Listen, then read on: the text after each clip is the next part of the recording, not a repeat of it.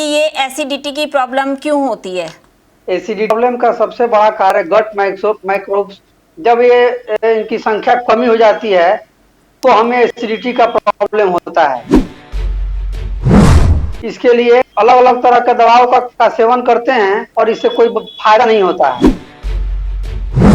क्या तेज मिर्च मसाले खाने से एसिडिटी होती है? तेज मिर्च मसाले खाने से एसिडिटी के एसिड में वृद्धि होती है। तेज मिर्च मसाले इसके कारण नहीं हैं। क्या योग और प्राणायाम से एसिडिटी ठीक हो सकती है? तितली और सितकारी प्राणायाम करते हैं। कुंजर करने से भी हमारे जितने भी पेट के एसिड हैं वो बाहर निकल जाते हैं। नमस्कार, D5 चैनल हिंदी देख रहे दर्शकों का मैं वंदना स्वागत करती हूं। आज एक बार फिर हम जुड़े हुए हैं डॉक्टर नवीन श्रीवास्तव से। डॉक्टर श्रीवास्तव, आपका बहुत बहुत स्वागत है हमारे इस प्रोग्राम में। आपका भी बहुत बहुत स्वागत है हमारी तरफ से। डॉक्टर नवीन, आजकल एसिडिटी की प्रॉब्लम होना आम बात हो गई है, तो सबसे पहले ये बताइए कि ये एसिडिटी की प्रॉब्लम क्यों होती है? एसिडिटी प्रॉब्लम का सबसे बड़ा कारण गट माइक्रोब्स की संख्या में कमी होना। ये लगभग 1.5 किलो के आसपास हमारे पेटों में रहते हैं और हमारे बॉडी के जितने भी एक्टिविटी हैं, खासकर डाइजेशन को ये कंट्रोल करते हैं। किसी कारणवश जब ये इनकी संख्या कमी हो जाती है तो हमें एसिडिटी का प्रॉब्लम होता है। जबकि हम लोग इसके लिए अलग अलग तरह के दवाओं का सेवन करते हैं और इससे कोई फायदा नहीं होता है। जब तक इसकी संख्या किसी माध्यम से हम लोग नहीं बढ़ाएंगे तब तक एसिडिटी को हम लोग समाप्त नहीं कर सकते हैं। आजकल ही ये प्रॉब्लम ज्यादा देखने को क्यों मिलती है? हमारे शरीर के टॉक्सिन निकालने का एक प्रोसेस होता है जिसे हम लोग एक्यूट डिजीज के नाम से जानते हैं। इसे तीव्र रोग भी कहा जाता है, जिसके ये हमारे बॉडी के टॉक्सिन निकालने का एक सिंबल है जो सर्दी, खांसी, उल्टी, दस्त, बुखार, सिर दर्द और पेट दर्द के रूप में हमको इंडिकेट करता है। लेकिन बजाय इनको निकलने के हम लोग एंटीबायोटिक दवाओं का सेवन करते हैं और एसिडिटी हमको शुरू हो जाता है। क्या तेज मिर्च मसाले खाने से एसिडिटी होती है? तेज मिर्च मसाले खाने से एसिडिटी के एसिड में वृद्धि होती है। तेज मिर्च मसाले इसके कारण नहीं हैं। इसके कारण हमारे जो डाइट का प्रोटोकॉल है जो हम लोग फॉलो करते हैं, जो हमारे गट माइक्रोब्स को मारता है, गुड बैक्टीरिया को किल करता है, ये हमारे मेन कारण है।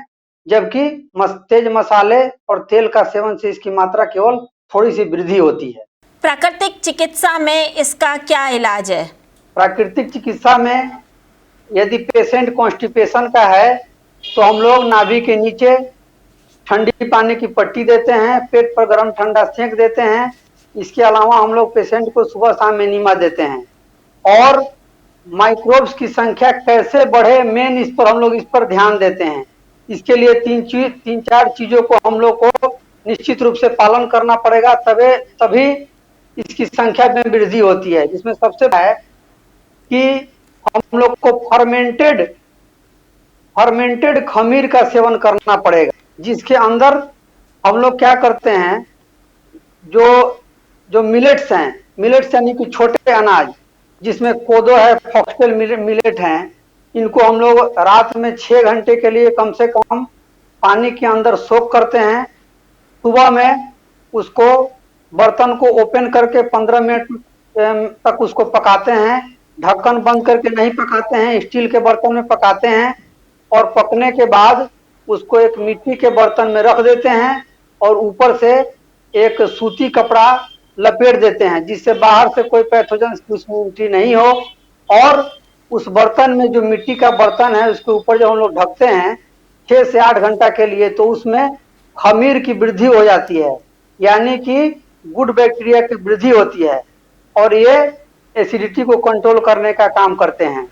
जिन व्यक्ति को दही से दिक्कत नहीं होती है, उस तरह के व्यक्ति को हम लोग क्या करते हैं कि जमाया हुआ दही में चावल या रोटी पका करके गरम गरम हम लोग उसमें डाल देते हैं और 6 से 8 घंटा के लिए उसको हम लोग फर्मेंटेड होने के लिए या फ्रिज में रख देते हैं या बाहर ही ऐसे ही छोड़ देते हैं।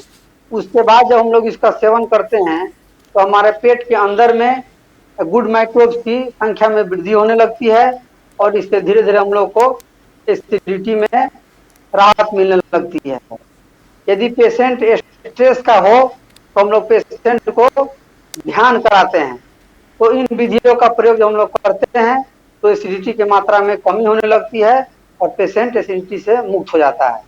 क्या योग और प्राणायाम से एसिडिटी ठीक हो सकती है? एसिडिटी में योग और प्राणायाम से एसिडिटी की मात्रा में कमी होती है। इसके लिए हम लोग शीतली और शीतकारी प्राणायाम का प्रयोग करते हैं, जिसमें स्वच्छ वातावरण में ओपन स्काई के अंदर में जहां धूल धुआं पोल्यूशन नहीं हो वहां पर हम लोग शीतली और शीतकारी प्राणायाम करते हैं। शीतली प्राणायाम के लिए हम लोग अपने जीवा को मोड़ करके बिल्कुल पाइप नुमा रचना देते हैं और हम लोग जीभ से ही श्वास को अंदर खींचते हैं और नाक से श्वास छोड़ देते हैं।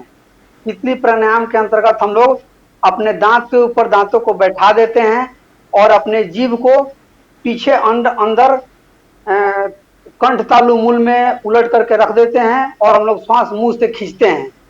इसके अलावा हम लोग इसमें कुंजर की प्रक्रिया है कि जिसमें हम लोग उकड़ू बैठ करके या कुर्सी पर बैठ करके 3-4 गिलास पानी पीते हैं, सुसुम पानी जिसमें हल्का सेंधा नमक डाला हुआ हो, 4-5 गिलास पानी पीते हैं और अपने 3 उंगली को मुंह में डाल करके मिडिल फिंगर से जीभ के बीच में ठीक हम लोग प्रेशर देते हैं। पेट का जितना भी एसिड है इस प्रक्रिया से बाहर निकल जाता है।